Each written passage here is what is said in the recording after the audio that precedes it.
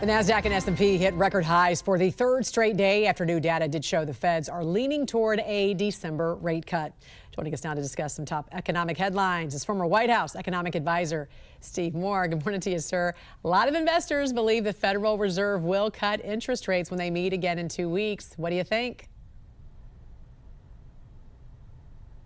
Oh, you know what? We can't. Okay, good. We couldn't hear you there for a minute. Repeat what you're saying. Yeah, start all over again. It's hard to predict. And if I were on the Federal Reserve Board, Jan, I would vote against another rate cut. Remember, they've cut rates twice in a row now. And I still am worried about inflation. I think consumers are. People go to the grocery store and gas pump, and inflation is still out there. So the number one job of the Fed is to keep inflation under control. But in terms of the stock market, by the way, I mean, it has been a boom, and it's not a coincidence this boom happened around November 5th and November 6th. I think people are very confident right now. They're very bullish.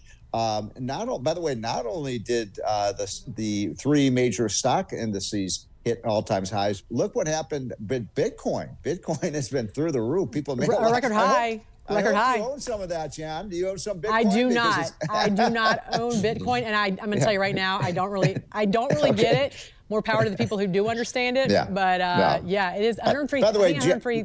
Was let me just interrupt you for a second. I think you said something really important.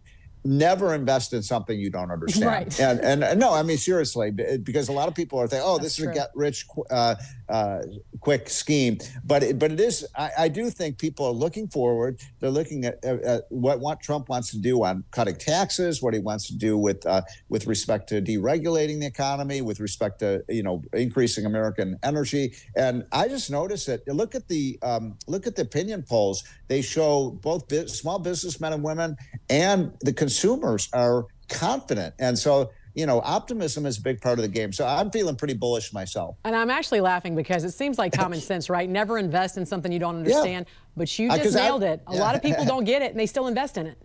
Right. Well, I mean, people who did have made a lot of money. I got to give them credit for it. But look, what goes up can come down. I want to, buyers should beware. But look, right now, I think all the indicators are pointing in a very positive direction. Yeah, Bernie Madoff said people have to lose for someone to win. I don't know if that's Well, except when the economy is doing better. Everybody does better. That's true. Unless you shorted the economy. That's right. That's right. And then you've got, the rest of the world is not doing so well. Look what's happening in France. Look what's happening in Korea. Look what's happening in these other. Look what's happening in California, facing a multi-billion-dollar deficit. You got Gavin Newsom right now proposing to subsidize electric vehicle purchases for California's residents because we know Trump's going to end this federal tax credit for EVs. How can the state of California afford this right now, though? Because aren't they under this multi-billion-dollar deficit? Well, the answer is they can't afford it, and they've already got, as you just said, they have one of the biggest deficits of any state. Now, they're a big state, but the other thing that's happened, of course, with California is Gavin Newsom, who you see on the screen, has said, we don't want Trumponomics in California, and so they're going to kind of try to go a different way. But I think a lot of Americans are saying, well, we don't want California policies. California's the highest tax state, has the highest poverty rate, has some of the worst schools. People are leaving California. Yeah. It's tragic. I mean, this is one of the most beautiful places on the planet. And over the last 5 or 6 years, 3 million people have left California. So I think California is a special set of problems. And they should in my opinion, they should get with the program because I think a dose of Trumponomics would really help California. I think we should we have a graph here that actually shows this dip of folks leaving California at all income levels. In fact, this really happened between 2019 and 2021. The big question, will California, you can see it right there. Look at that. The dates.